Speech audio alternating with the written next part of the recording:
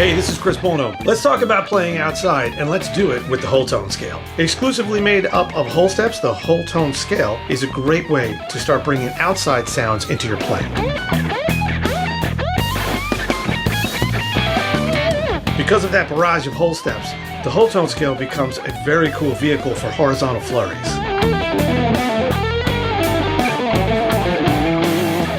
What you just heard was a collection of licks played over an inside sounding track. It's an E minor track from my 30 Beginner Rock Licks You Must Know course. No whole tone licks whatsoever, no outside playing was even thought of about that, and that's the whole point. I'm playing outside over this really inside welcoming track, and I'm going to show you how to do that by first talking about what the scale is made up of. Then we're going to check out some fingerings, some of which may be a surprise to you, and then we're going to check out a collection of licks that you can play over that track. The whole tone scale is a symmetrical scale. Remember I said before, these are all whole steps. Because of that, the scale circles itself. Everything that happens in it happens consistently.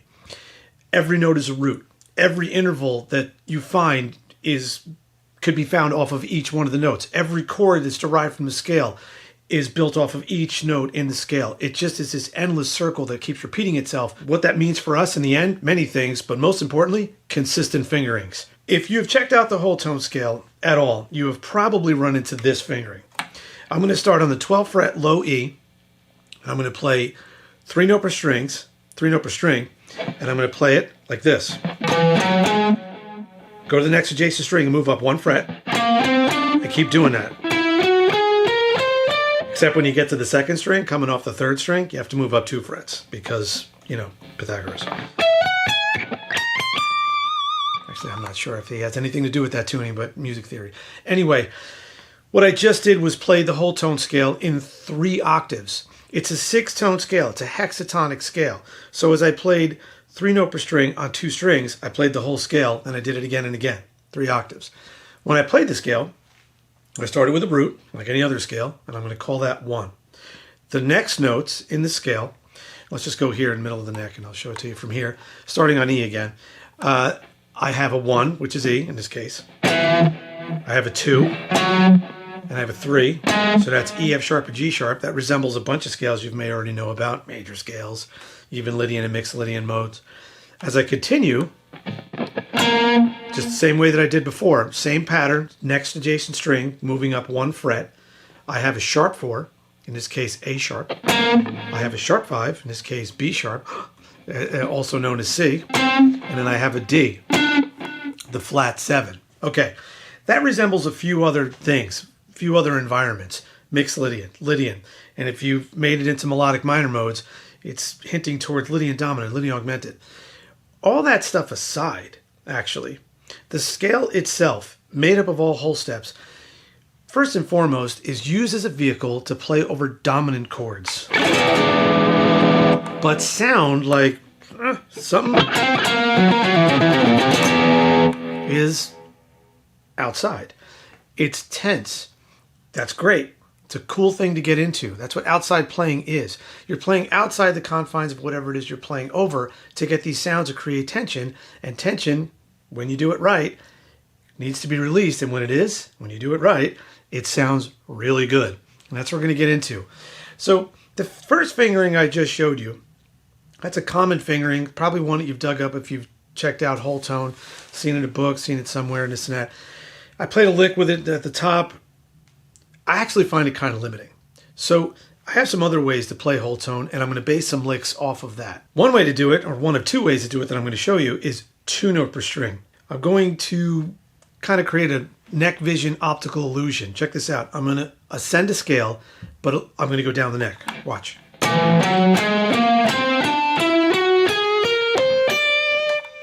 What I'm doing is playing whole tone, 2 note per string. So I'm playing the whole step, starting on the same 12th fret low E I did before. But when I go to the next string, the next adjacent string, I'm backing up 1 fret. I'm going down 1 fret and playing a whole step and continuing to do that until I get to the G and B string, where instead of backing up 1 fret, I stay right there because they're tuned 1 fret smaller. And then I continue to do the thing with backing up 1 fret, going to the next adjacent string, which is the high E string. That scale fingering is very cool. I feel I could get more out of it than I do with the 3-note per string thing that travels diagonally up this way. Let's check out a lick. What I'm going to do is start a whole step below the E that we've been starting on because I can. It's symmetrical. I can take anything that I play in the realm of whole tone and move it around in multiples of 2 frets and be within the same scale. So as a matter of fact, the scale that I just played, I go down 2 frets and play the same pattern. It's the same notes, different order, not even a different order, just a different starting point, a different ending point, but it's the same notes. Okay, check out this lick. I'm going to start from that 10th fret D, and I'm going to do this. And I'm going to do that again. And I'm going to kind of do it again, except I'm going to finish it with this. Yeah, let's hear what that sounds like over the track and then talk about what the lick is made up of.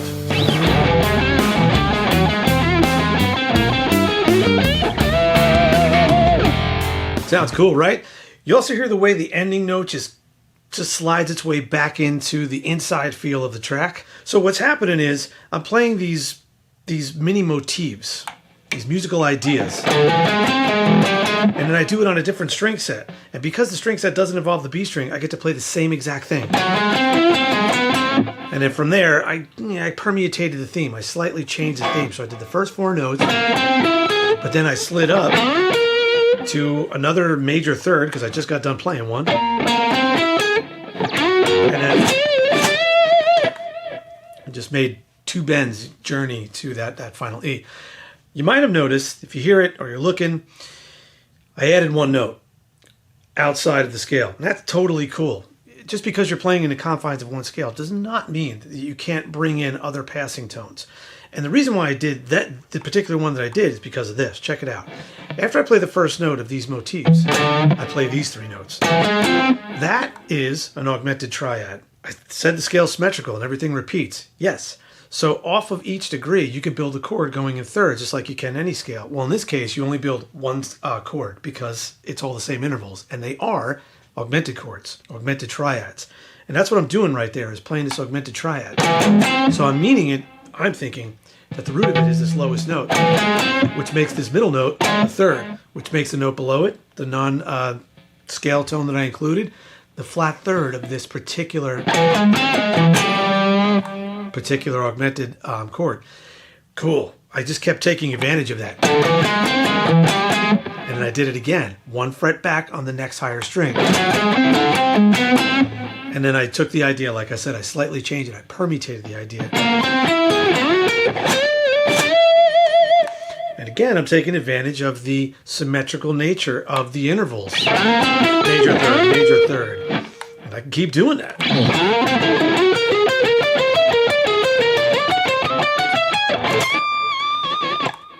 That's a lot of whole steps. Let's take a break. If you're digging the lesson, please like the video. And if you haven't already, please subscribe to the channel. There's a lot of stuff here and a lot more coming. As a matter of fact, down in the comments below, let us know what you think. If you have any ideas for future lessons, that's where to put it. All right, let's get back to it.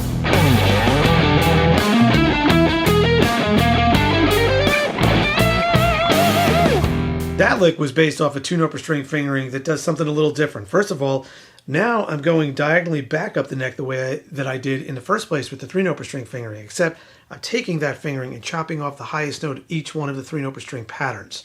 So I'm fragmenting the scale. So I'm doing this.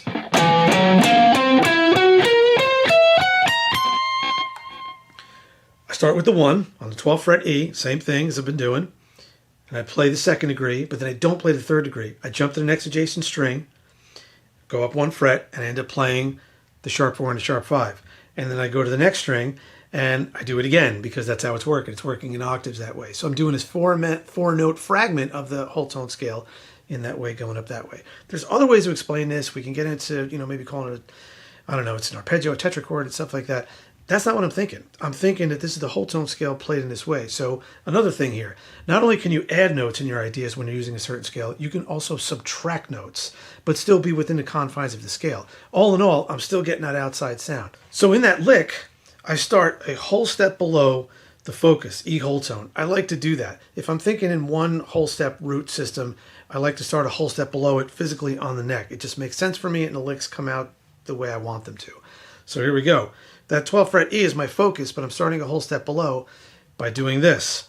I'm coming in with this back and forth things like ping pong idea that I'm doing this.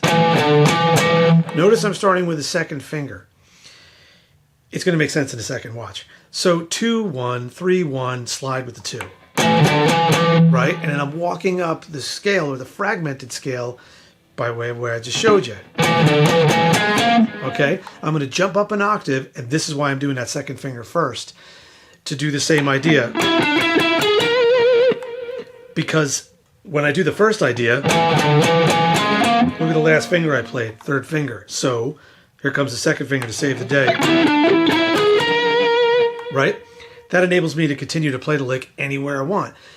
And all I got to do is repeat that same pattern. As long as I don't go near the B string, I could do the same thing, which is exactly what I did. Then I backed up to here. So I did it in 3 different zones, staying on that string set, or those string sets that affords me to do that, right? Okay. Then from there, as I play that last part of the lick, you know, that third iteration of this idea, then I simply just do this.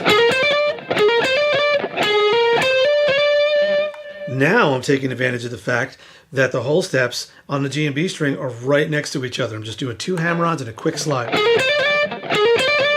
And then again,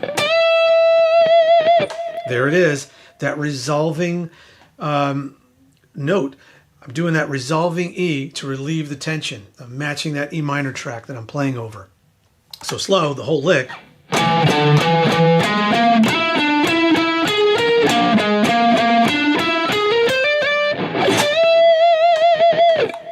Cool, right? Check this one out. I got another one for you.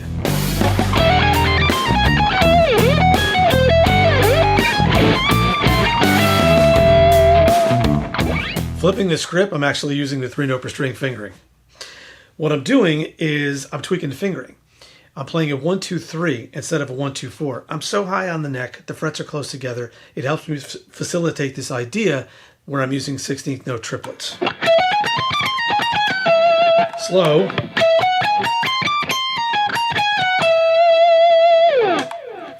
From there, I'm utilizing that 2-note per string vision that I was doing before in those 2 scales I showed you. Except this time, I have a pivot note on the lower adjacent string, a major third below. There's that key interval, one of the symmetrical intervals. And I'm doing this. Down 2 frets, up 4 frets. Up or down the neck, you can repeat anything in multiples of 2 frets. So 2 frets, 4 frets, 6 frets, 8 frets, anything. And that's exactly what's going on here. That's exactly what I was doing at the top of the video where you saw me playing some licks over the track. So now you just heard that lick incorporated into this one, following the 3-note per string idea that ends with this cool idea. Which again, I can move that anywhere. Anywhere down the neck, or if I could, I had more room to go up the neck, down multiples of 2. Of course, if you move it over to a different string set, you'll have to compensate for the G and B string relationship. But still, that's a small concession compared to the massive advantages that you get because of the symmetrical nature of this scale and how flexible it is to move these licks all around the neck, whether you're doing it up or down or across. They're all very similar, if not identical. Before we close things out, I'm going to play all 3 of these licks in context over the track, and I'm going to weave in and out of inside licks and use those licks as my outside element. Check it out.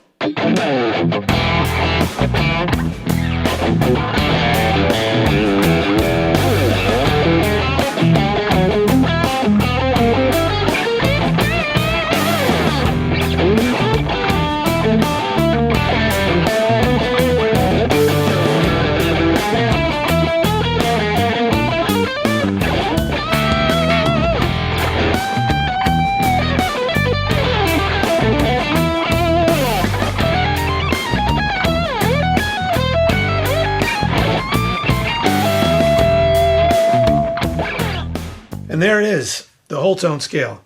Perfect vehicle to start your outside playing adventures. Symmetrical scale, just 6 notes, whole steps, comfortable, depending on which fingering you grab onto and which one you like. Either way, it's a good way to play inside, step outside a little bit, and get back in. Remember, the one way that I made that easier for me is that I played over an E minor track and used and thought of whole tone as E whole tone. So I was looking for the root of the whole tone to get out and resolve the tension that I had created. You always have an exit plan for your outside playing, and it will always sound great when you come back inside. That's how you do it right.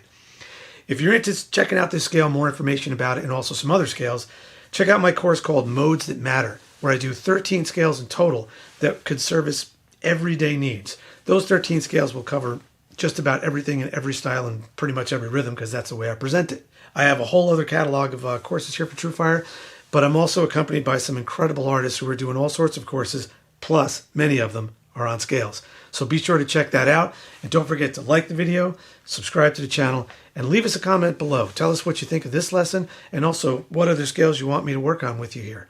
Cool? Great. This is Chris Buono saying thanks. See you on the next one.